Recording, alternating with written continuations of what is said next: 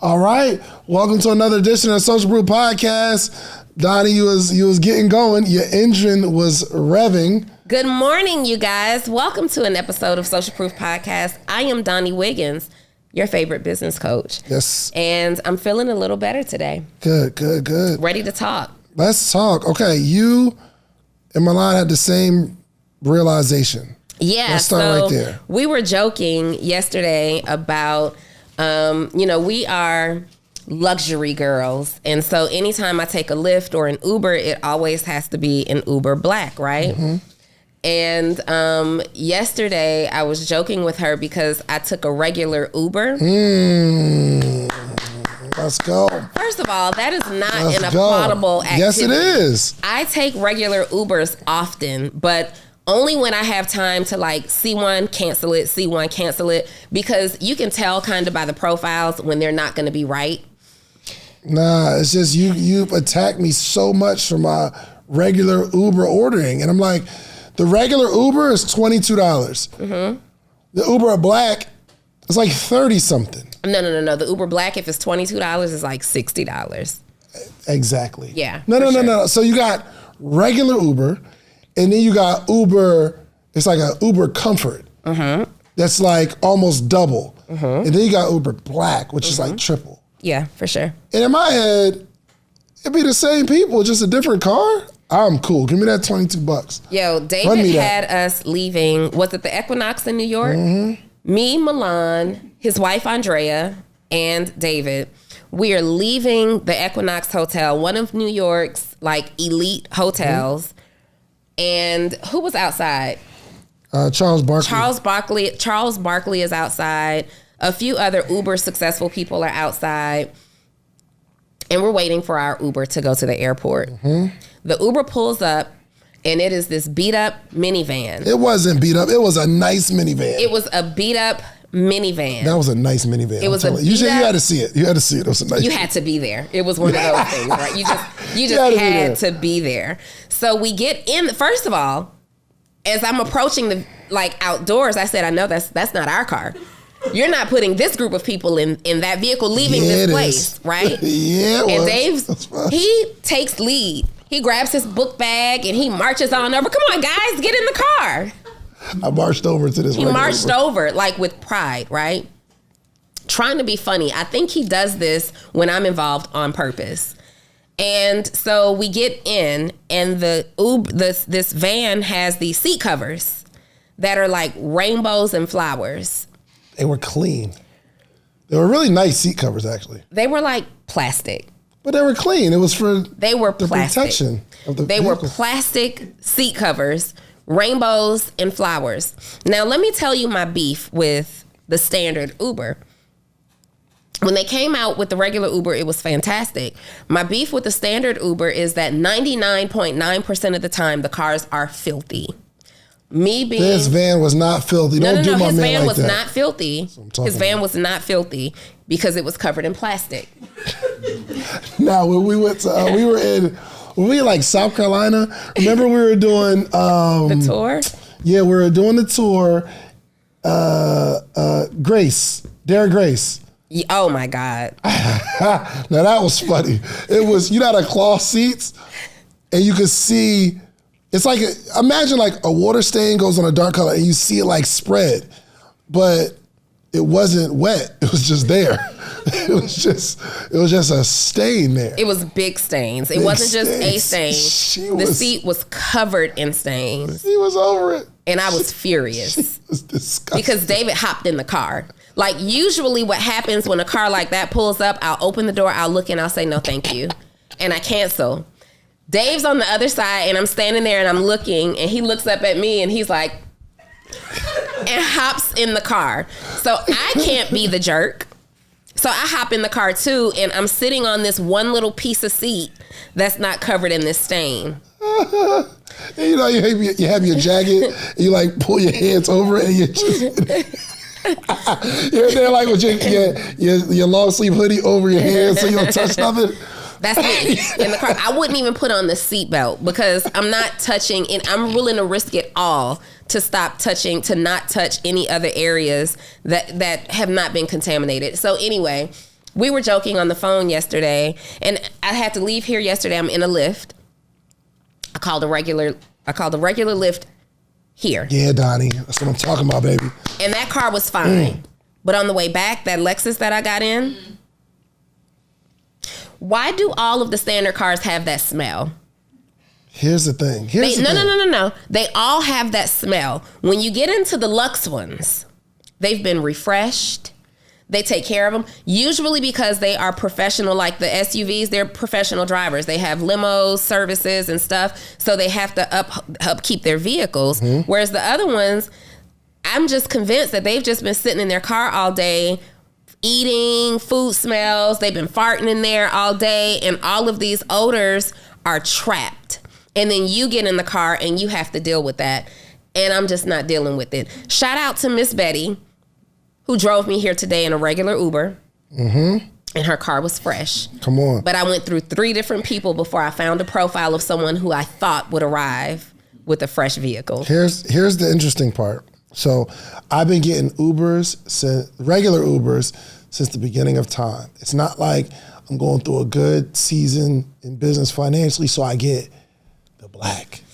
Or you know what I mean? I don't change it. I get regular Ubers. I'm looking at the numbers. Sometimes it's $18.23 to get where I'm going, instead of the 30 or the 50 something. But I was looking here to see if they gave me like a breakdown of how much I spent. Does it ever tell you how much you spent? Like total? I think only on your end of year report. I want to know what that is. Yeah, I think only on the end of your report. How much do you think you spend a month on Ubers? I take Uber everywhere. The only place that I generally don't take Uber to in the city is when I come here. But I take it here now too. So I take Uber everywhere. I probably spend a couple $1,000s on Ubers a month. Okay. All right, so here's the financial literacy point today, okay? So let's just say I'm looking at March now, and this is just Lyft. So do you have it itemized in your QuickBooks? I probably do. Mm-hmm. I don't have time to look for that though. I look for that. But anyway, let's say I spend $600 on Ubers a month. Donni, maybe even if it was like comparing apples to apples, Donni would spend like $2,000 because she goes like Uber Black.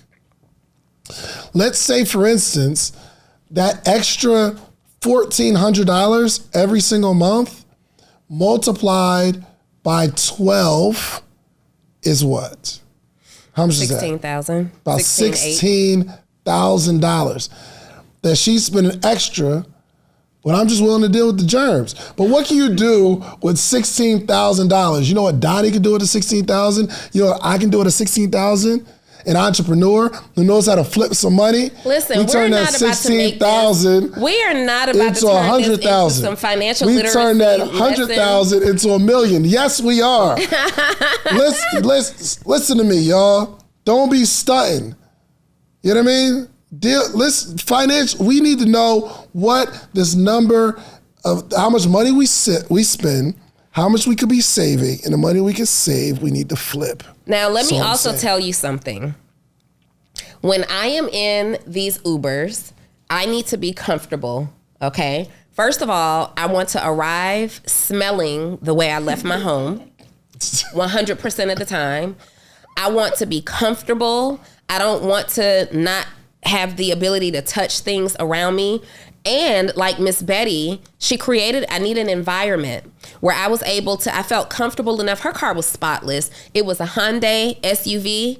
It was cute. It was spotless. She was pleasant. She said, good morning. I got in. She had her coffee. It smelled like coffee. I took my laptop out and I told you I knocked out like 2 days of work in a 20-minute ride. Those are the environments that I need to be in, not environments where I feel like I need to get out and shower. Yeah, it keeps you humble. You ever get in an Uber and you know this person's a cigarette smoker? Yeah. Not even those. You can't get rid of that stuff for some reason. The cigarette smoke is annoying. First of all, let me say this. This is your passive income strategy, you Uber or you Lyft driver, okay? And if you are driving and providing this service, it's obviously because you've identified that there is a need for the income that it brings you, for the income that it brings you. Did I say passive income? Because I didn't mean that. This is your additional income strategy. And you've obviously identified that this is money that you need. You have to take care of this as if it were your business. It is unacceptable for you to have a car that is unwashed. It is unacceptable for you to have a car that smells. And it is unacceptable for you to pick people up with your cat's hair on the back seat. That will send me into a rage. Do you hear me? Your cat, your pet hair. I had somebody who had mud all in the back of their... I had somebody pick me up with their muddy hiking boots on the back seat next to me. Sir, have you lost your mind? Because I don't know if you were hiking or if you were planning to take me to somewhere where you just dug a hole. Let me out. Let me out right now. That's my rant on Ubers and Lyfts. I feel like the service is extremely beneficial, but some of the drivers have gotten really beside themselves. Yeah. And I feel that. Maybe not even beside yourself. This might just be the way you do you, but it's disgusting. In that scenario, I get it. On the other hand, like for hotels, I look for the most expensive. That is the one. No, I can't sit in. you Yes, don't. I do. Not the most. First of all, no, you don't. If I'm going by myself, I do. If it's me and our team, we are going nice, but economical. Let me tell you something. I'm not going to Holiday Inn Express, y'all. Oh, but you've suggested it. No, I have not. Dave, I have not suggested no Holiday Inn Express. When we first started traveling, Dave was like, I remember when we first started traveling, specifically when we did our very first tour, and I sent Dave's like, you be in charge of the travel because you're so picky and blah, blah, blah, blah, blah. Okay? I sent him over a list of hotels. David bypassed me and went straight to Kay and was like, can you see if there are any other hotels in this city? Do you remember that? We were going to like... He bypassed me and said, are there any other hotels in the city? Kay comes back with like some courtyards and said, no. Okay, I did not suggest no courtyard. No, but now, unless it was a nice courtyard. The very first stop you picked up. The very first hotel, David ended up picking it. It was a disaster. I'm going 4-star at least. Wait. You didn't go 4-star then. Yo, first, hold on. Let's clear this up. I am not staying in a dirty hotel. I'm not doing that. No, but you were willing to. You're not going to just volunteer yourself in a dirty hotel, but you will just throw one out there and hope that it comes back a good catch. So, we get to that first hotel. Hold on. We get to I don't remember where we were. It might have been Chicago. It was a DoubleTree. It was a nice DoubleTree. It was. We were in a nice hotel. We get to the hotel, okay? And we put on the pull-up, I knew this was about to be some BS. Okay? On the pull-up. I know which one you're talking about. And David is trying not to look at me in the Uber. Yeah, it was Houston. That was a DoubleTree. What? Nothing wrong with that DoubleTree. It was everything. Yo, David, when we pull up, I look at the hotel. I look at David, and David's like, so I'm going to just get my stuff. He just starts collecting his things, hops out of the car. And he's like, this looks nice. This looks great. The sign. Okay, the sign was We walk in the hotel. The side. You know how like you see the side DoubleTree? The back side. And it's not even this one. It's the one, Kay, where I didn't fly in with y'all. I flew in separately, and David sends me a text and says... the side is dirty, but it's nice. He said, the hotel from the outside might not give the best impression. Just a heads up, because we know how you are. Okay, real quick, before you continue, was anything wrong with that hotel, the DoubleTree? Okay. Don't act. That joint I don't want to put too much of our business out there, but I don't think anyone on the team was filling them tubs. First of all, let me tell you, we were there. Because David said, we're just going to be there. We fly in and we're going to be there overnight. I'm going to be honest. I showered when I got home. Okay? Let me tell you why. Yes, Cynthia, the cookies are amazing at the DoubleTree. Not in that hotel. You wouldn't have eaten that hotel's cookies. I don't think they had cookies. I walk in to, this wasn't a regular DoubleTree. I don't know what part of the franchise this belonged to, but I walk in and there's the desk. Behind the desk, you know the plastic tablecloths that you put on, like the picnic tables? Mm-hmm. That's what's hanging behind them. In the little letters that say welcome on a string. The little letters on a string that say welcome. Okay, and nobody was in a uniform. Everybody was just like, come as you are. Street clothes? They were in street clothes, okay? These people were in street clothes. And so I get there that night. I check in. I go in my room. My carpet has stains everywhere. I text David, we make too much money for this. We can do better. We make way too much money. And Dave is like, it's just a short trip because he wanted to be by the airport. I told him, I never stay at airport hotels. They always have high turnovers. They're extremely ran through. It's just we're just going to do this show and we're going to be out. I don't even turn on the light. I just leave. I come back and I sat on the end of my bed and pondered. Do I shower here? Do I even dare to look at the shower? My toilet was one of the toilets that in the bottom of it had that stuck stain. I'm good. I can't even brush my teeth in comfort. I had to go down and get me a bottle of water to brush my teeth with. That's how much I refuse to utilize. This hotel was not that bad, y'all. Did you shower there, Kay? You put the towel, you get a towel and put it in the shower. No. Y'all don't do that? Y'all don't do that? I do that even in a luxury hotel, but this hotel did not qualify for anything. I slept on top of the covers with my jacket on top of me. I was not pulling them sheets back. This was a disaster. But did you die? I could have. But I tell you what, David refused to admit how disgusting this hotel was. The next stop, he said, y'all just ask Donni. No, I didn't see nothing wrong with it, actually. Y'all just ask Donni. And yes, because Donni will make a big fuss about it. But I am all into financial literacy, okay? I am into economically living my lifestyle, okay? I'm not going 3-star. I'm gonna go 4-star or above, okay? I'm not going to La Quinta. You know what I mean? I'm not going La Quinta, y'all. La Quinta would have been better than that DoubleTree. What? Ain't nothing wrong with DoubleTree. No, nothing wrong with the DoubleTree brand. Zell, do you remember Houston? Was it Houston? They didn't shower either. We were all talking trash about you. No, you probably started and they just joined in. No. Wasn't nothing wrong. Y'all stayed in worse. Don't get all bougie. Y'all done stayed in worse hotels. And okay, and hold on. And what I know about y'all, if you had to go there and you was gonna pick a hotel, you'd pick that joint. Like, don't get bougie on me now. Don't act like Reese ain't picking it. Reese not picking it. But let me tell you something. Downstairs in Houston. I'm right. But you picked the DoubleTree. You feel me? Like, that's not a bad standard typically. No. Now maybe y'all room wasn't, you know what I mean? Anyway, moral of the story. We had read the reviews and everything. We knew that hotel was a bad idea. But since that experience, now Dave is suddenly a hotel. When I picked the next hotel, I think that was the one in Chicago. When I picked the next hotel, Dave walked in and was like, wow. It depends on how many people are there. Nice. It depends on how This is amazing. to you. I slept well. Did you feel the sheets? The thread count on them? Like, this is how did you see the thread count on those sheets? Yeah, it was good, right? It felt good to sleep. Well, here's the moral, peacefully. y'all. We can't just throw our money away. We have to be financially smart with our money. Sometimes you have to risk it to save a couple dollars, and you save a couple dollars. I don't believe in and risking. You put it into your business. I don't believe in risking comfort. Huh? I didn't almost get robbed. Talking about in New York?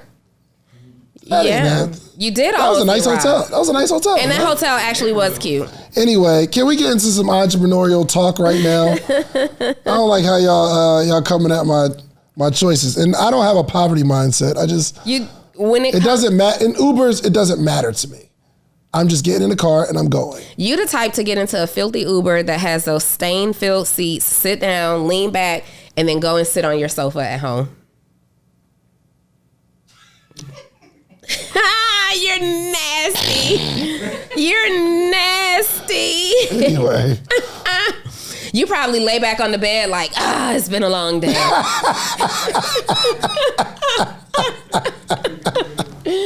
It's been a long day. I am the type to get out of anybody's Uber, take off all my clothes when I get home, and change into something that has not been contaminated by the streets. Can we help these people become successful entrepreneurs right now? Let's do it. Lesson number 1, you deserve to prioritize. As hard as you work, you deserve to have a standard for your comfort, and a standard for the cleanliness and things that you will allow in yourself, for yourself. Okay. Okay, now what? You were having a realization. Oh, yeah. So we were talking about leadership prior to hitting play or record. And we were talking about some of our own leadership flaws. And I realized that when it comes to managing people, one of my leadership flaws, and it's not even managing people necessarily. So as you guys know, I have been really, really focused and committed to building a family business. That was on my heart to do. And a couple of lessons that I have learned in doing so is, or a couple of things that I've come to realize in doing so is, one, I can't manage my family the same way I would manage regular staff, right? Because there's this connection piece that's attached to memories and the way that they see me. They see me as mommy, or they see me as cousin Danitra, who always buys us the cool stuff and sings songs with us in the basement and makes up dances. And so when it's time to like get serious and put my foot down, I struggle with that. Yeah. I struggle with it. And I will just let stuff slide, mention it casually, let it slide some more, decide, you know what? I'm just going to handle it. Let it slide some more, and then I get angry. And when I get angry, now we have to have a conversation that probably would have been a whole lot less tough if I wasn't worried about how they perceive me as family. I feel that. Operating as a boss with people that are your family is tough, and somebody needs to teach a class on it. In fact, I think I came across like a workshop about running a family business. I got to go back to my email because I think I saw an ad pop up on Instagram. If you guys have any resources for me for running a family business, I'm still down to learn how to do that successfully. Yeah, got it. Yeah, I don't care about that. So, yeah, running a family business. I mean, I don't. You would never run a family business? No, because I can't. No. No? Yeah, no. Tell me why. Not that I wouldn't, because I always try to get my wife and my in-laws to do something together. I don't want to be a part of it though. Why not? Because it's gonna sound bad. I'm trying to figure out a way to put it. I don't want to be a part of it because people are lazy, people are inconsistent, people are not going to do what they say they're going to do, and if I'm invested in something, I only want to be in a business with someone who is as invested, or is maybe a seasoned entrepreneur, or someone that I can pay because it's your job. But in terms of like a family partnership, you can't really. I don't want the family part to get weird. You know what I mean? So I can have a conversation with Kay, and we'll go back and forth. I don't really get angry at none of y'all, right? Like I haven't ever like lashed out or none of that, right? But if it's Reese did not nod in agreement. I never lash out. I don't lash out at anyone, period. But yeah, just discussions. I don't want to risk the fact that there's a relationship first, and then we go into business, and if the business doesn't work out, it's automatically going to affect the relationship. At least on my part, because once I'm not feeling what you're dealing, I'll be out of it. So in our scenario where we have a relationship based on business, we can have certain conversations, and you're gonna figure it out. You're like, oh, because this is a part of my job and I want to do better at my job. And I want to be a better leader, so we can have a conversation, and our whole relationship is gonna be based on this business. So we can keep the conversation there. It's not like I gotta see you at family dinner and I'm still going to be feeling away and you still feeling away. I don't know. I'm not into that. So luckily, I've not had that experience. We've had to have tough conversations in terms of running a family business, but we're still family, and we haven't had the awkwardness like at dinner or holidays or things like that. But I can see how that's very possible to happen. I am very intentional on honoring the family part of our relationship over the business part of our relationship. And Brianna has gone and moved on to, she's going to get her master's degree. So we're extremely excited for her. She's getting her master's degree at NYU. And she'll still be involved in some capacity, but not in the same capacity. But that's still my little rider. And honestly, my family has done the best with the tools and resources that I provided them. I just noticed me. I noticed me with other people that I've hired in the past, and I noticed me with my family. I was a completely different version of an employer. I handled them with a gentleness that I probably wouldn't have handled someone who just applied for the job, a stranger, because after in this situation, when it's done, it's done. I never really have to see you again. You have to handle this with a little bit more of a gentleness. And then I also had a desire or have a desire for them to learn so they can identify something in themselves that they really and truly want to become. Like I wanted to mentor them more than I wanted to manage them. And that became a conflict. Thank you. I think it was Eunice on Instagram who reminded me it is a Harvard Business School. They have a 2-week course on building a family business. And I'm not going to give up on that. Yeah, good. I'm just going to better prepare for it. There's a lot of things you can do with $500. I mean, you can have a night out with your significant other. You could buy some really expensive shoes. Well, really nice shoes are about double $500. You could buy a course where you can learn something for $500. But I have something better for you to do with the $500. I want to meet with you every single morning for the rest of your life. Well, maybe not the rest of your life, but every morning, Monday through Friday, for the rest of the year. I have information and game that have allowed me to build a successful business, a successful community, and a successful life all the way around.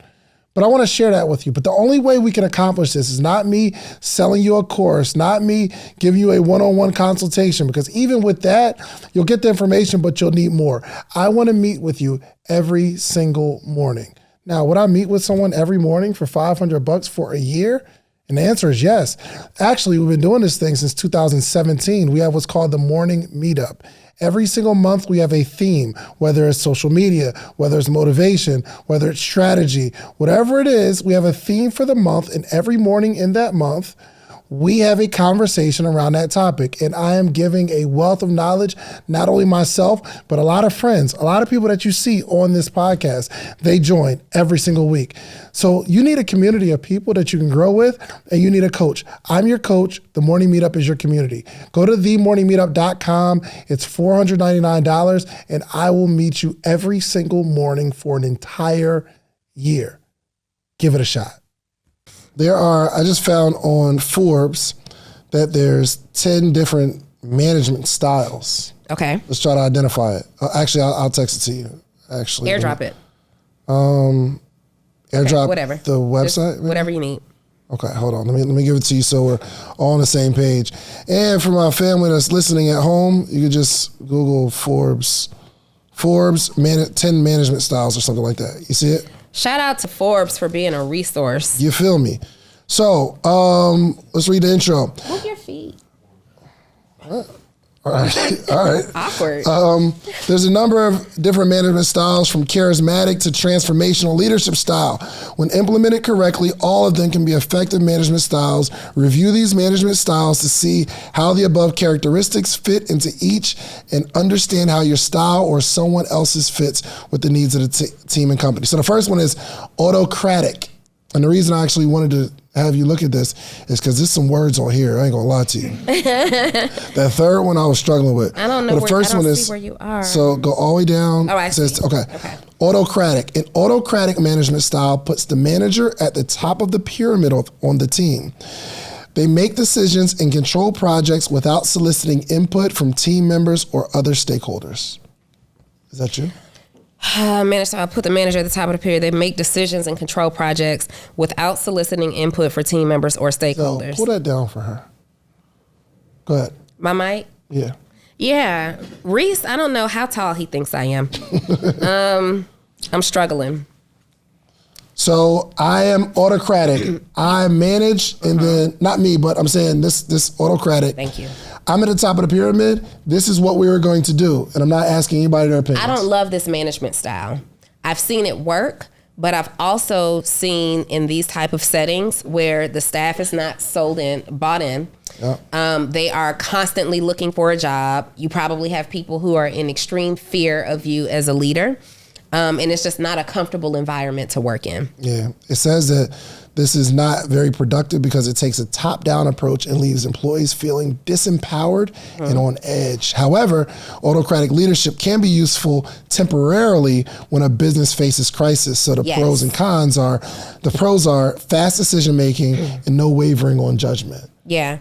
And I can see how it's necessary in certain moments. Like if you're, like it says here, if you're in the middle of a crisis, you just have to make a decision. Sometimes it's not wise to ask for people's opinions, right? Sometimes you just have to get in there and you know what's right to do, and you have to make that decision on what you believe is the right thing to do. But as a general practice, in terms of this is how you run your business 365 days of the year, I wouldn't want to work for anyone with an autocratic leadership style, and I wouldn't want to be that type of leader either. Yes, cool. All right, I think my wife is watching this because she texted me. She said, lazy and inconsistent. You're not lazy and inconsistent. Oh, my God. You got to start watching your mouth. No. I'm saying I wouldn't. I'm saying human beings are lazy and inconsistent, and I get frustrated with inconsistency. So, because I feel like I'm a consistent person, and my definition of lazy may be different than somebody else's. Even you might think you work hard, but I'm like, I go to the max, so I don't want to impose. And that's it. Now, honestly, I feel you on this. I think lazy was the wrong word. Though there are moments. People are lazy. Not my family, but people. Yeah. But you kind of said it and looped it in. Okay.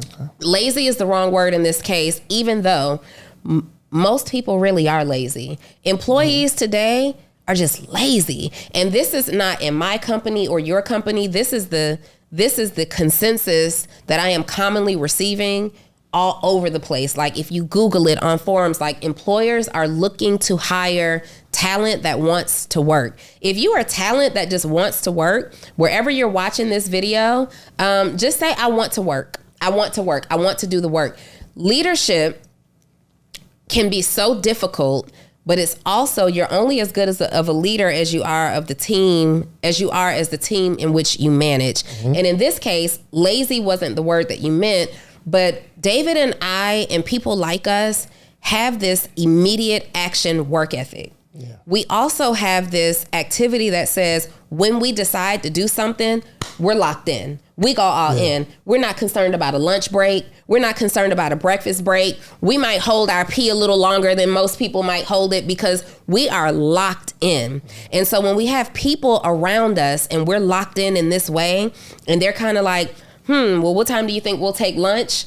Instantly annoyed. Yeah. Well, lazy is definitely the word I wanted to use. Okay. People are lazy. People are lazy. So, but that's not laziness. No. I'm just saying the idea of, all right, I'm going to go after something, and then, that was a lot. Or I would rather sit in the bed all day, or I'd rather watch TV all day, or we're doing some work and then pick up our phone on Instagram, and we're scrolling on Instagram because I don't want to actually work, or there's a bunch of things that I need to do. There's some that are really important, But I'm gonna do stuff that's easy for me to do because I'm lazy. Most people. So this is my way I approach family and friends. So my boy Brandon, he's just now getting in his groove of like entrepreneurship. He's killing it right now in like the events, like he does football events, right? He's making thousands of dollars events, and it's his joint. I'm like, yo, I just told him the other day, you are in your entrepreneurial bag right now, and he goes after it, right? But he was gonna do this before he was that. I mean, it was lazy. Yeah. And he wanted to do like this. He wanted to get into government contracting, and I wound up saying, all right, cool. You start this company. You do all the stuff. I'll invest in what you need. You give me my percentage. This isn't a business that we're building together. I pay for like this course. I pay for him to go to this class. If we're gonna like build out the company, like LLC, all that kind of stuff, I'll pay for that. Give you my money on the back end. But at that point, he was lazy. But this is me helping my boy. So whether the business works or not, I'm not super involved in it, and I'm not putting it on my back and doing the work while you don't do nothing. I set it up that way. So if my family wanted to do a business, I will pay the money, but I'm not building it with you because I don't want to bring my work ethic and then feel away if you're not working at my level of work ethic. You know what I mean? So, and it may not happen that way, but because what I know about human beings, I don't want to risk a relationship with my family. Yeah. So I believe in family business. And I know that it can work because we've seen it work. Sure. We also have seen it not work, right? Facts. We have to focus on learning from the frameworks of the people that it worked for. So when I think about family business, I think about the advice that Dan Cathy gave about them having to show a sincere interest in the business at an early age. Like they have to show a sincere interest in the business at an early age. They're not forced into it. And you know, that sincere interest is a different interest. It's on a different level, right? I also spoke to a young lady when I was at George and Carter's event in Dallas. I think that was Dallas that we were in about a week or two ago. And I was talking to a young lady whose family has a family business, and they have, what did she call it? Because I'm going to do it. So I have core values for my family. And I also have SOPs for my family, how things are going to operate or how things should operate. But she mentioned a family constitution. And I am going to create a family constitution, especially because I am building a brand that I hope outlives me. And a part of that constitution, it says that in order to work in the family business, you had to have gone in corporate America and worked for at least 7 years before you were qualified to come in and work at the family business. Love it. And I absolutely love it because I think the missing piece for me in terms of how I was running my business and my idea of family business, I wanted to save my daughter and my cousin from the experience of having to go into corporate America. Like, you don't have to go into corporate America. We've built this thing here. You just come here. But now I realize how valuable the corporate America experience is. I know that I am the business person that I am today because of the years that I spent building somebody else's business at a high level. The tools that they provide you, the resources, the access to the training, how to travel, how to manage, how to talk to people, how to resolve conflict, how to look at numbers, what kind of numbers you should even be looking at, how to do reports, how to create deadlines and stick to them. I learned those things in corporate America. Corporate America taught me more than 70-80% of the things that I know now and needed to know as a businesswoman today. Like because it looks like people are always like, it looks like you know so much about all these different businesses. Well, for the most part, when you know one, you know many, right? And in the years of experience, I worked in corporate America, I don't know. So I left corporate America in 2014. However long of a time that was, right? I worked in corporate America. I was usually in leadership. I often worked directly with people who were CEOs or higher level managers or even asset owners. And I didn't work in those. I knew at that time that I needed to learn these skills. I needed to pay attention. I needed to learn the discipline that it took. I needed to watch how my upper management team acted and behaved because I wanted to be her or I wanted to be him. I wanted to have those roles. I watched how they carried themselves. I listened to how they talked about their day.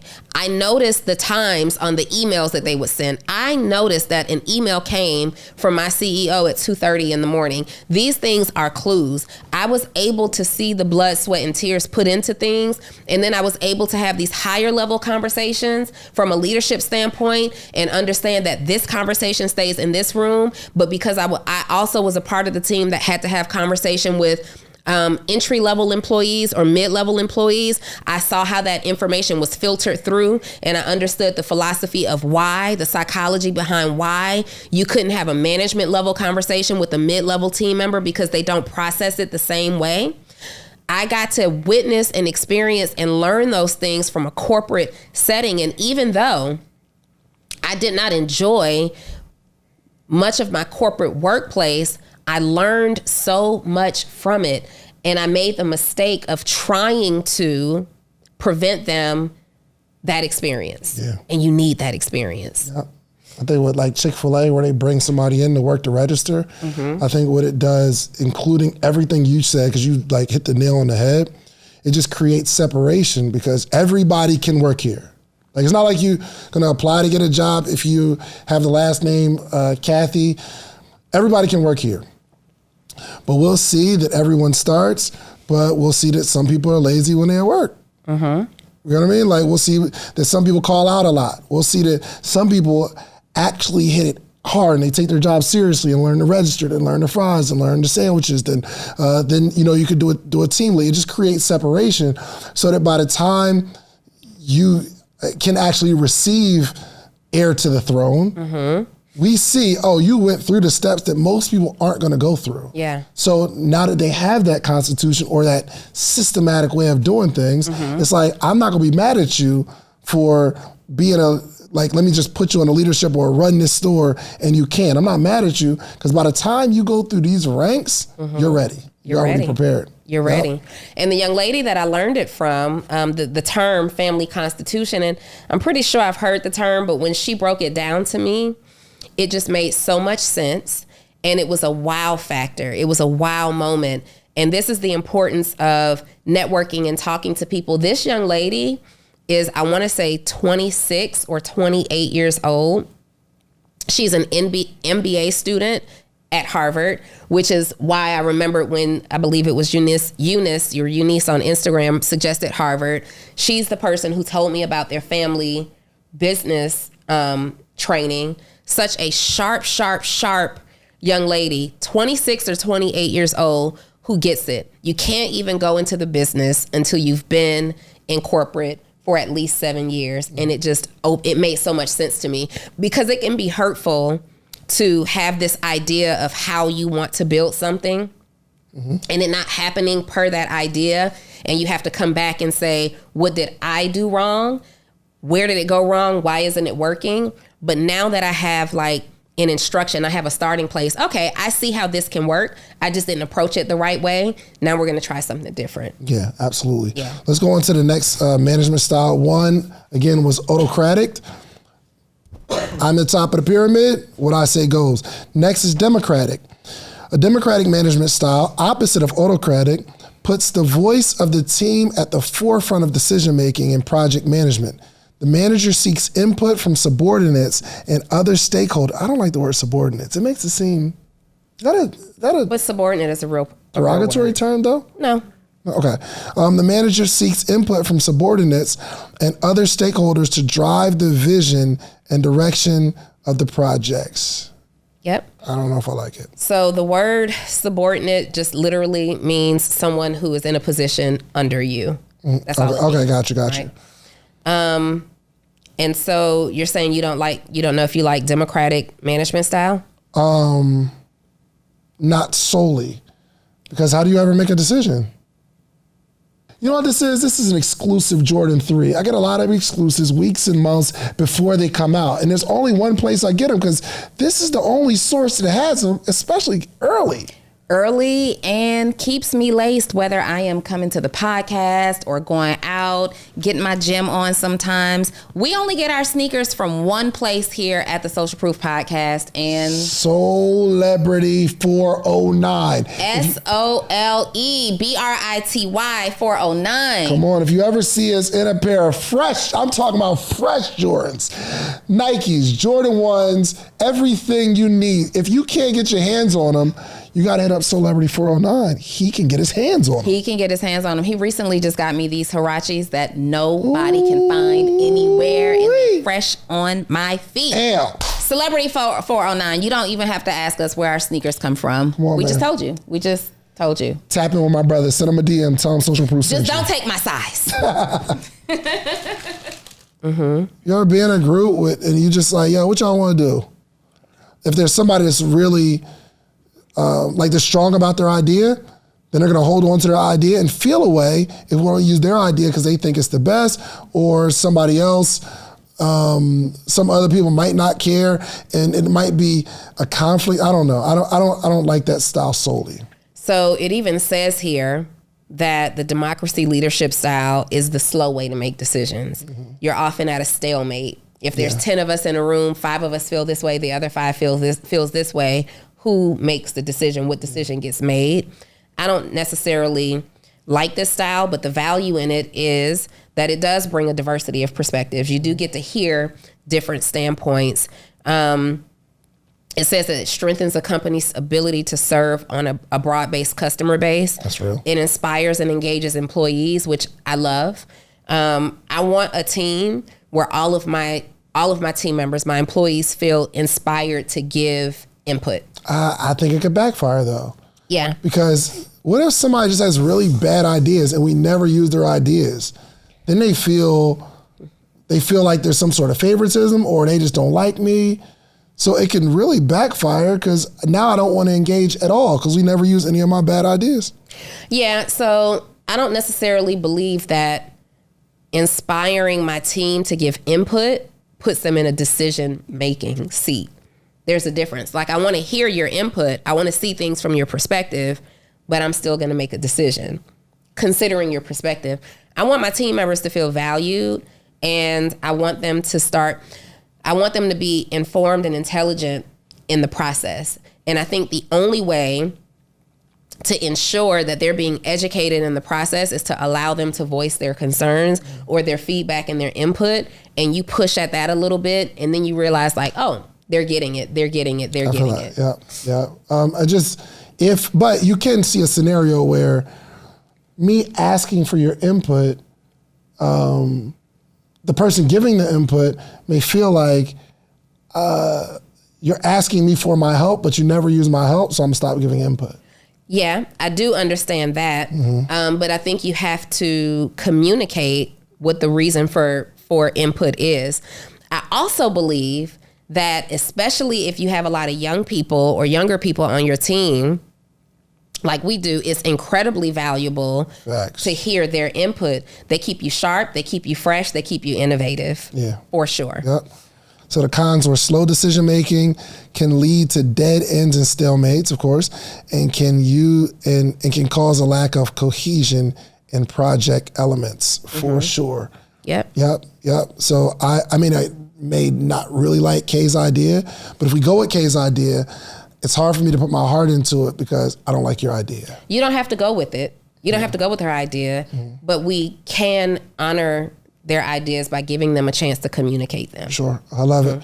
I'll let you go through number 3. Why? Because I did 1 and 2. Number 3? I did 1 and 2. I'm trying to pass the. What's wrong with? Just let me hear you pronounce it. It's your turn, Donni. Like, come on, let's not waste time. We can't waste these people's time. They're here for some information. For sure. Let me hear you pronounce it. Laissez-faire. That was good. Laissez-faire. That was good. That was good. How you say it? You don't know. I do know. No, how to you say don't. It's laissez-faire. This is a French terminology. I see you got the S making a Z sound. Let me type this in the chat real quick. So LAISSEZ. It's a funny little dash, all in one word. F-A-I-R-E. It's not a funny dash, it's a hyphen. Oh. Okay, it's laissez-faire. No. Zell, it was right the first time, hyphen. Laissez-faire. Yeah, Laissez-faire. That's how you say That's it. a little dash. I took French. All right, go for it. Okay. A laissez-faire management style is a hands-off approach to leadership that lets team members work independently and make decisions for themselves. I think that's the management style that I had with family. Which is different than democratic, because it's almost, democratic is like we gather ideas, then I make the final decision. But it shows that this one is more of a, I'm trusting you all to do what you're supposed to do. Do what you're supposed to and do. make decisions on how you do that throughout the day. So a laissez-faire leader is likely to spend their day focused on their own work without much attention to what team members are doing. They don't seek or offer feedback. Well, I didn't do that. And they don't offer direction unless a team member asks for it. Also didn't really do that. They don't make or guide decisions for the team or projects. Okay, this wasn't me. I was wondering where he was going to give it up. Like, this is not you, Donni. This was not me. Instead, they let individual team members make decisions as they see fit. I would not recommend this management style because how are you even running a business? Bruh. Y'all just come on in. I'm going to do what I have to do over here. Y'all take it. I trust you. Run with it. Did you see the movie Blackberry? Did you see the Blackberry movie? I haven't watched it yet. Oh my gosh, it's so lit. So you saw it? So the owner or whatever, he had that laissez-faire management style. Yo, y'all just do it, man. He worked on what he's working on. They having parties and movie nights and all that kind of stuff, but he was focused on whatever he was focused on. But then he wound up hiring somebody. He was looking to hire somebody, right? This movie's fire. Yes, for sure. He was looking to hire like an engineer. And then the guy, he interviewed the person at his job, and his boss comes in like, yo, what are you doing? Da-da-da. Like, he's like really on him. In the middle of the BlackBerry CEO interviewing the engineer, he's like, yo, who's that guy? I want to bring that guy in to work for my company because he brought order and structure. So when is this a good idea, Donni? Personally, I don't think it's ever a good idea. I don't think it's ever a good idea. But it says here that the pros are that it gives room for employees to be creative and innovative and encourages employees to strengthen leadership and problem-solving skills.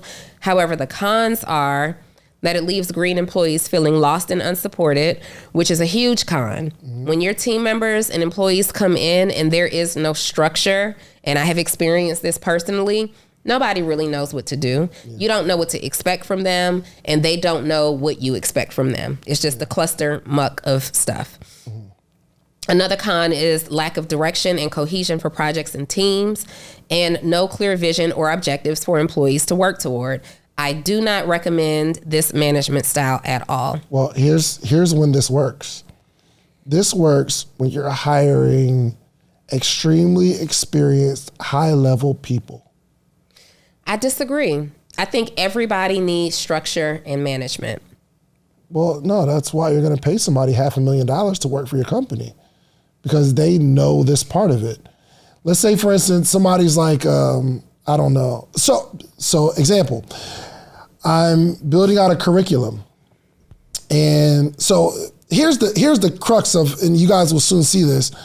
You have to adopt every single management style depending on the person, the situation, and the case. So we're writing a curriculum, like an entrepreneurial curriculum for schools. I have Jan Jackson, who's been in the schools for 20-something years. Also, Dr. Boyd, who is actually writing the curriculum, has written a bunch of curriculums, and is actually a vice president, actually the person that I called that one day to get into the school. The vice principal, he writes curriculums, has a team, a staff. Listen to me.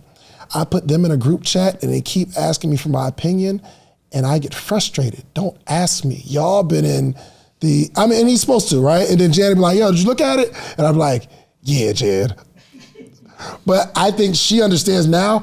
I trust her 100% because I don't know what's good or bad. Now I am reading over it and looking over like, oh, that's good, that's good, that's good. And even when I have a question, it's not like I think we should do this. It's more of, why did you do this? Help me understand your thinking on this.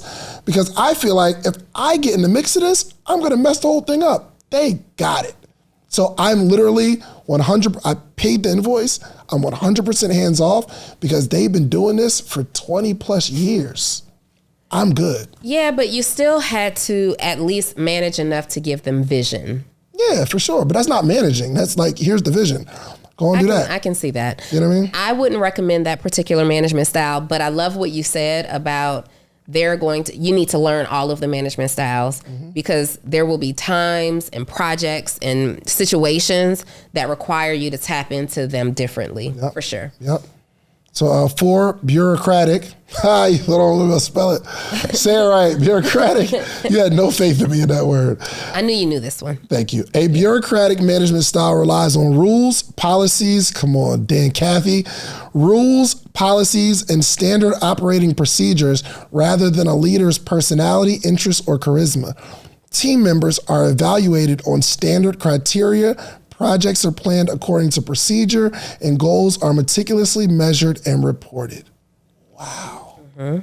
That's You love good. this. I love that. You love a good bureaucratic style. Come on. Yeah. Yo, you think of the laws that are in place now, there was somebody who was thinking 300 years ahead. Let me put these laws in place so my family is protected. So we have systemic racism, right? Because laws were created to protect a certain group of people.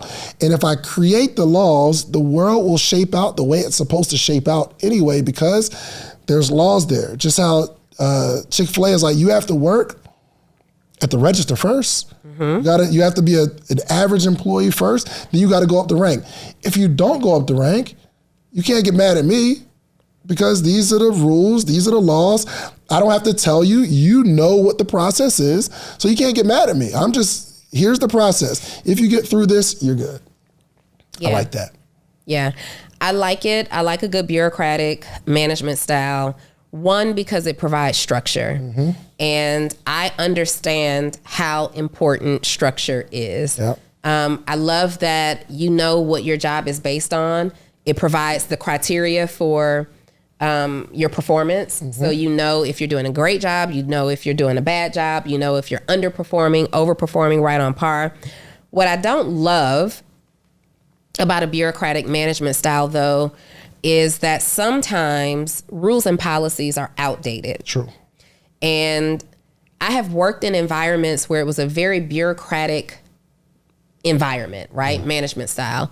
And I remember being on the job, being managed by bureaucratic style management that was not on property or not at the job, right? They managed from afar. But their management was simply based on what does the rule say? What does the policy say? What's the standard? And it's like, okay, sometimes we have to allow for things outside of the norm to happen. Like, I understand that this is the rule, but it doesn't really work to solve this problem. There needs to be a little bit of flexibility here. And so now what happens when there needs to be flexibility, when you're so trained to be bureaucratic and only focusing on policies and rules and things like that. Yep. That's the only con that I can see to it. Yeah, it kind of doesn't leave room for like specific people or special circumstances. Yeah, I'm with that. Sure. I do like the number one pro, especially on this list, is clear expectations. Very, very clear on what I'm expecting. You do this, you get this. It's not based on opinion or a relationship or anything. I like that. All right. Can you read it? I'm struggling. I'm congested, you guys, and I am struggling. Oh yeah, no problem. It's an easy one. Servant leadership. Look at you, 5 syllables. Regular words. Servant leadership. A servant leadership style puts employees' needs, growth, and professional development ahead of the needs of the manager, company, or project. It prioritizes team bonding and employee well-being.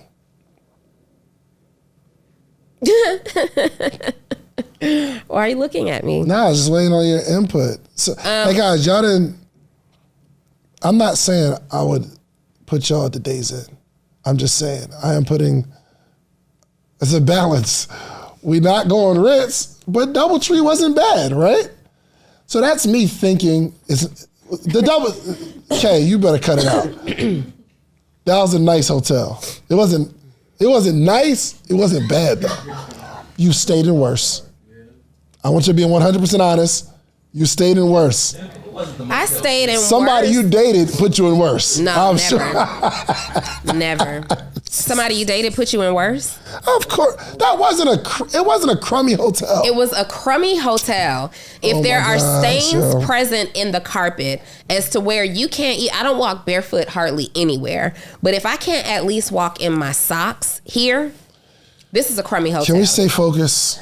You went here. The point I was saying is there's that balance, right? So am I putting everyone's needs all the time above the company? Yo, the coffee maker and the little kitchen area was also directly right outside of the bathroom. Like you could brush your teeth and reach out and press focused, the button on your coffee at the same time. But How disgusting. Stay focused. Okay, so here's another good example. So we were traveling and one of our team members was like, yo, I don't stay in rooms with other people. Or men, right? I'm a grown man. I don't stay in a room with no other grown men. Here's the thing. And remember we had a conversation, it's like, bro, we can't get everyone their own room. However, when they explained to me the reason, I'm like, oh, well, I get it. So in that situation, we got to put the person's needs above the company, but we can't do it all the time, or you can't effectively run a business. What was the reason? It was a reason. Did I ever get the reason? I don't know. Well, which is good because I didn't tell your business. See? How you gonna put him on the spot like that? I didn't put him on the spot at all. Literally. There's a reason he don't like staying in rooms with people, so all right, cool. Yeah, I was furious. Like, yo, who this dude think he is? And da-da-da-da-da-da-da-da. I'm glad there was a reason. Yeah, there was a communication there. Yep. Good. Okay, so servant leadership. Again, to recap, this is when you put the employee's needs. A servant manager is most concerned with their relationship with their employees and their employees' happiness. Mm-hmm. I am a servant leader. But when it comes to building, and what I mean by being a servant leader is that I consider the people who I am around and that I am working with, and I am willing to do the same tasks that I delegate, right? I'm a team player. I'll do things with you. Yeah. I don't know why you're laughing. Nah, because I just thought about something. And I was like, I don't know, I can talk about it. I can, but okay. I'll do things with you. I'll do the same. I'll get dirty with you. And I value how you feel in my environment, servant leader. However, when it comes to building my company, I cannot value my relationship with you more than the objective of the company, right? It all kind of has to line up. Yeah, for sure. All right. No. What are you talking about? That was funny. So one of my male team members had a baby. Had a baby. He was like, yo, I need some paternity leave. I'm like, babe, you ain't had a baby? What you mean? Your wife had that joint. Yeah.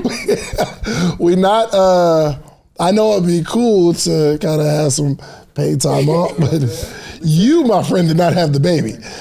If it's a maternity, that's different. So if Kay had a baby, right? And we may, as a company, say, okay, maternity leave makes sense because you physically can't come to work. It's a medical condition. For sure. I'm like, yo, I know you want to spend time with your baby and your wife and have that family daddy time. But you could. There are companies that offer paid paternity leave. It's just not a standard. Paternity leave standard is that you get to go and spend that time and you have your job when you're finished. Yes. So I actually looked up the law and it said you got to keep the person's job open for a certain amount of time. But you actually consulted with me about it. I consulted with everybody. Yeah. I was like, what do we do here? Am I supposed to pay? Am I supposed to do this? Yeah. But that is you being a servant leader because you wanted to do the right thing. Yeah. However, not where it puts the company at greater risk. Yeah, 100%. Pros and cons. Pros, employees feel heard and engaged, fosters team cohesion and care, accounts for diverse employee circumstances and needs. The cons are ignores project and business objectives, can lead to inefficiency and failed goals, and also goal-oriented employees might feel bored and unmotivated. Okay. Feel that. Number 6, coaching. Yes. A coaching management style focuses on employee professional development. It incorporates regular feedback, training, and day-to-day support to develop and hone employee skills That's me, bro. and strengths. Right? Coaching? No? Dang. Okay, let me read it again because y'all ain't hear it. Y'all ain't hear it again. Force the answer that you coaching want. leadership style. No. Y'all give your answer because I want to be aware. So a coaching management style focuses on employee professional development. It incorporates regular feedback, training, and day-to-day support to develop and hone employee skills and strengths. I think that's me. I think part of it is you for sure. Hold on, what you think, Kay? Yes, right? Yeah. Zal, what you think? Yeah. Reese? Reese is just out here. Reese is going to be your most honest team member, okay? I want you to keep going through these, and I want you to see which one you would say I am. Okay. You're fully any of them. This is true. Yeah. I'm not fully any of them. I can say that about you and myself. Yeah. I love the coaching management style so much. Earlier in my entrepreneurship days, like when I owned my clothing stores, I was 100% a coaching management style manager. In a prerequisite to working with me and for me was that you were eager for professional development, personal development. You had some ambition of your own that I could kind of foster and nurture and help you pull that skill set out. And then I realized as you build a bigger business, the coaching only management style can backfire because you are developing skills and coaching people to want to do their own thing. And that's a pro and a con. If you have the type of business where a high turnover and revolving door doesn't harm your business, then fantastic. You can be a coaching management style only manager. But if you have the type of business where you need employees and team members to grow with you over a period of time, then you have to be careful. Yes, you coach. Yes, you highlight and bring out the best of the skill set as it relates to your team members, but you also want to correlate that to the job that you have put them in place to do. And if you're not careful, you're training and developing a bunch of entrepreneurs who will leave and do their own thing on your dime. Been there for a long time. For a long time. I still have it. You know what I mean? It's just because I would, you as an entrepreneur, you want people to have what you have. Yeah. Right? Because we out here, we teach the whole world about entrepreneurship and growing and developing. Yeah. But the people on your team not telling them the same thing is extremely hypocritical. Yeah. You know what I mean? You want them to have what you have. You want them to dream like you dream. You see something in them that they've not yet seen in themselves, or maybe they've seen it, but they hadn't tapped into it. We just want to be encouragers. Like, we're coaches innately, and we want to encourage you and empower you and motivate you and highlight you and all these things. But then you want to turn in your 7 day, because y'all don't give 2 weeks anymore. You want to turn in your 7-day resignation and say, I'm going to go and start this company. And I'm proud of you. I applaud you. I'm glad that you did that thing. But still, from a CEO perspective, from a founder perspective, I still have a business to run. And my business relies on quality employees who operate at the top of their game, who will grow with the company over a long period of time. Yeah, I think that the difference in the way I've grown is I'm no longer pushing it now. Yeah. I used to push it, Ford, you got to do something, start something. I don't push it. I make a suggestion to let you know that I look at you more as just someone that works for me. I look at you as more of that. If you want more, I will definitely inspire, motivate. So if you need to give me your 7 day, congratulations. I'm with that. But I'm no longer pushing people to be something that I am or something that I want you to be. You know what I mean? So yeah. And then also you have to ask, like in the interview process, because there are so many people that we can still coach and develop that have no desire to go and start their own thing. Those are the most, in your business and mine, those are the most ideal candidates for employment for us. Like, I'm really, really good at what I do, and my goal is to grow to as far up in the company as I possibly can. I don't want the responsibility of ownership, management, and all these things. Pros of coaching management style: it helps employees grow and develop within the company, balances business objectives with employee needs, engages employees in business goals.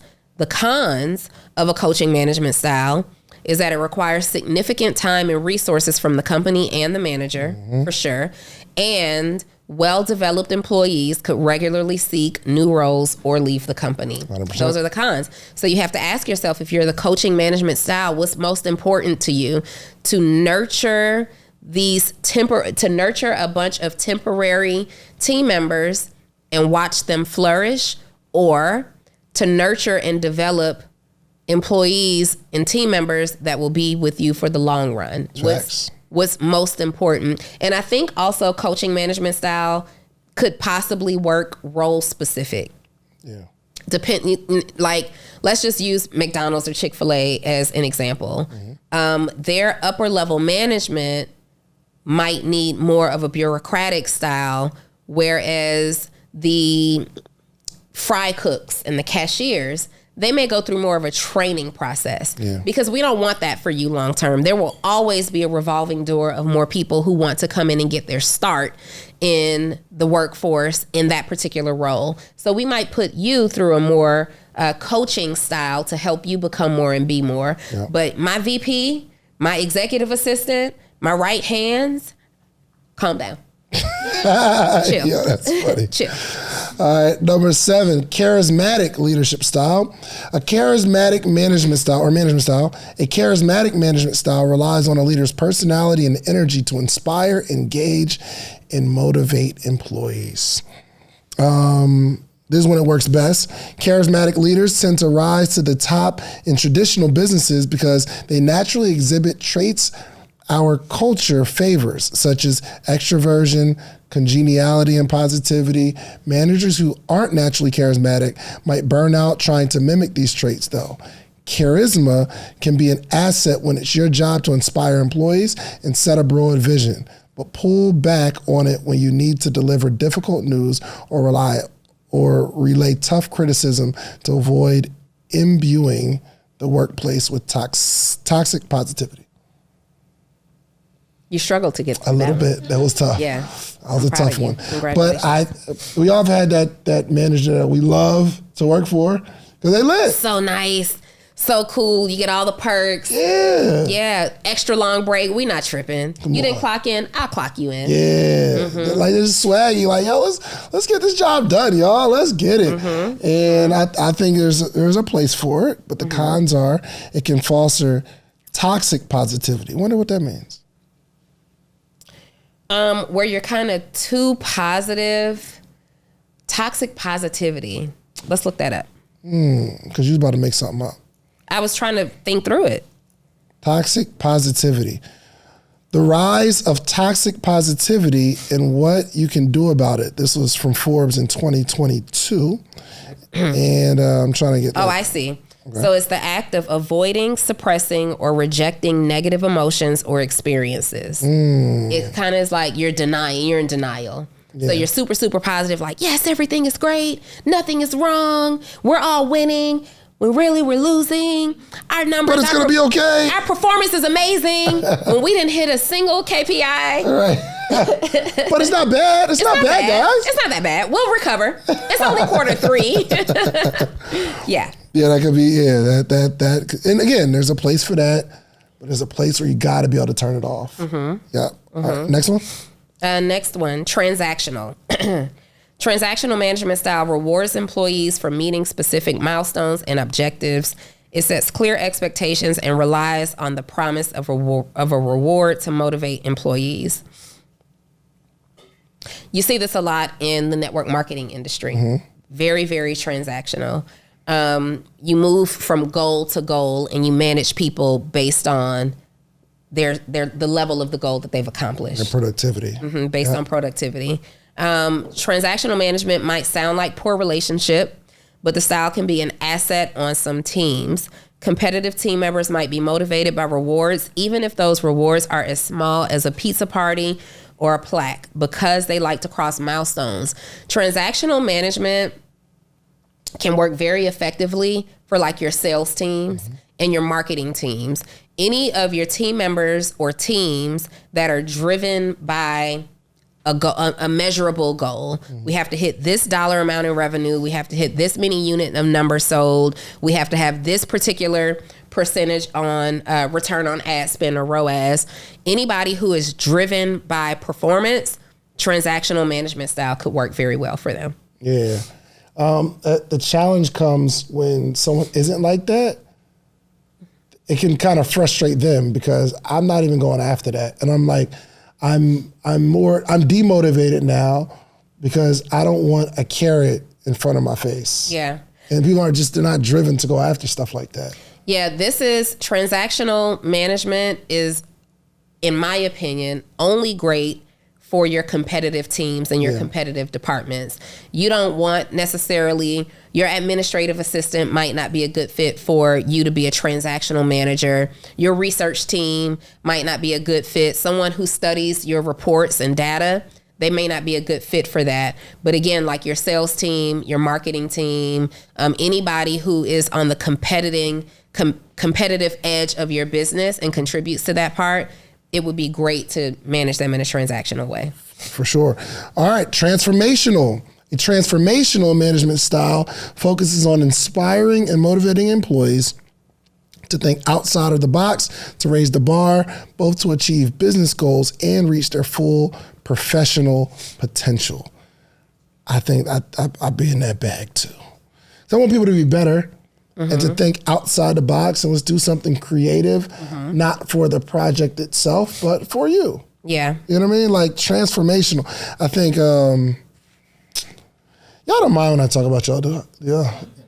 Depends on what I'm talking about. Well, I'll go to Kay now. And I think we talked about it before. So she's like working on her timeliness. And every now and again it starts to slip. It gets a little more consistent, but I was like telling her that this is a trait. It doesn't make a difference whether you're here at 9:30 or 9:40 for the operations of the business, but I don't want you to have the habit as a person. You know what I mean? So like looking at the time, it requires planning and accounting for traffic, things of that nature. And I don't think I've ever said, yo, you got to be on time or else. It's not like that type of situation. But I don't want you to walk around with that type of handicap. So, and I've had transformational managers for me where they made it very clear that I don't want you to be better because it's going to impact this job necessarily. I want you to be better because you need to be working on being a better person. So I think I adopt some of that in my. Yeah, I definitely have some transformational management style in me. I think I'm just a transformational person, period. I am always looking to highlight, train, and develop the areas that make you a better person. Yeah. And because I'm always in constant pursuit of becoming my own best self, that translates in how I communicate with other people. So I see that for sure. Dang, it says some of the cons are ever-changing milestones can demotivate employees. Ever-changing milestones. Because I guess the milestone is like more personal. Yeah.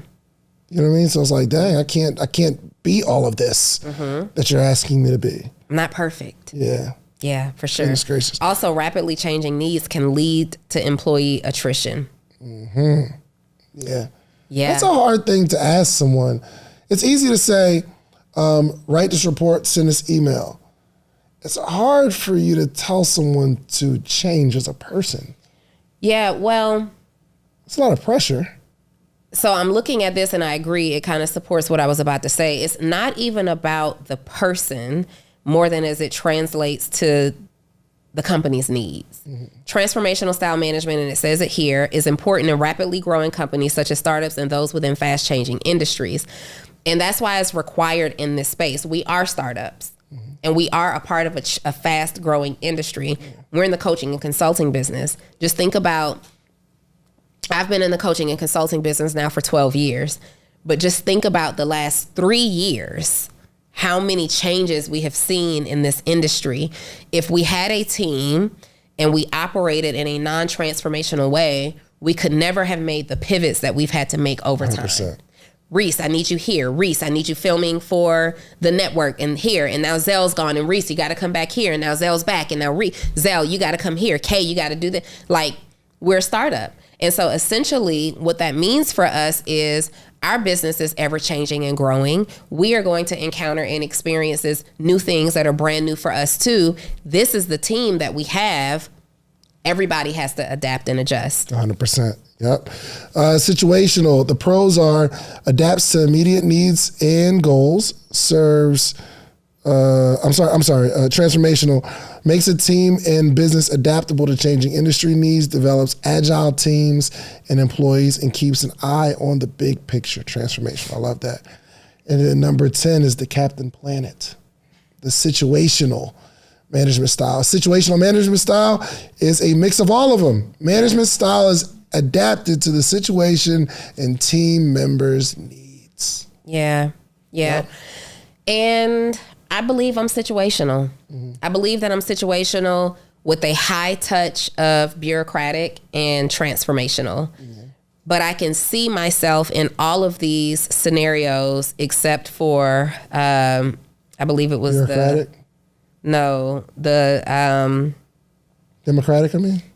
The laissez-faire, except for that one. Got it. I am not, and I'm probably not too democratic either. I can see myself being how I need to be depending on the situation.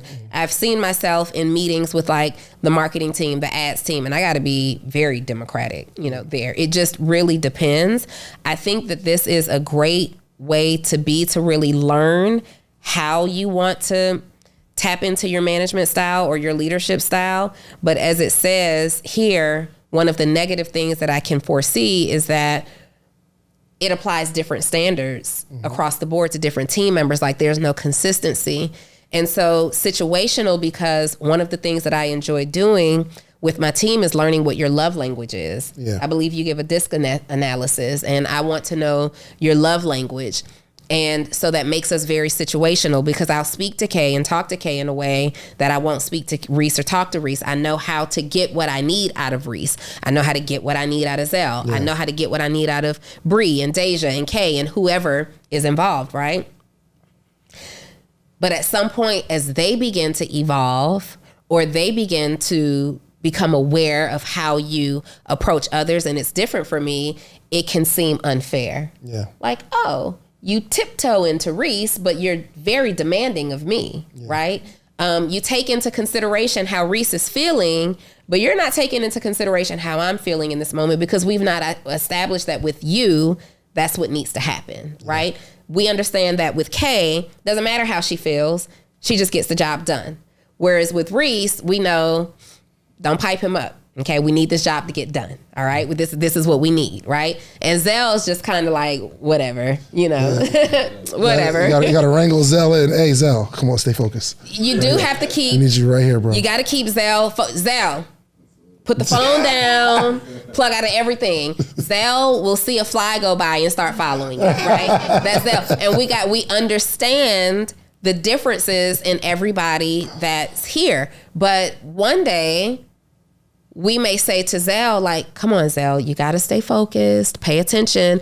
But then we come to Reese and say, come on, Reese, like, you knew better than that. You knew that this is what the job was. And Reese is like, but you never talked to Zell that way. Situational management style can be a con in that way. Yep. You got to learn everybody, man. You got to learn everybody. So hopefully this. But also, hold on, I want to point this out. Situational also makes it harder to automate and standardize practices for efficiency and transferability. And this is important because one day in your business, the goal is to replace yourself as the CEO. And you bring in a COO, or a new CEO or whatever that looks like. And now you have a new person who is the manager, the direct manager of this team. And here comes Donni coming in on David's team, not managing us the way David manages the team. Well, what he's noticed about you and these little notes that he's made and the way he manages you as a result, he can't transfer that to me. I might be a very bureaucratic leader and none of your feelings matter. Mm-hmm. The situation doesn't matter. The policy is the policy and this is what it is. Yep. Yeah, so the transferability, it makes it hard for that charismatic and the, charismatic, the transformational. Uh-huh. Like once you're like too good of a person that people love, I remember clear as day, like one of my mentors, shouts out to Tony. Tony was like, yo, I was making some hiring adjustments and I was bringing in a new like manager. Mm-hmm. And he said, what is going to happen every single time you do this? There are going to be some people who have been here for a while that are going to quit, and it's going to break your heart. Mm-hmm. You're bringing in like when things change, there's somebody that's, and he said you have to be willing to let go of good people, like your top people. Mm-hmm. When you're trying to restructure your company and bring in another personality to lead, some of those people are going to leave, and it's going to break your heart.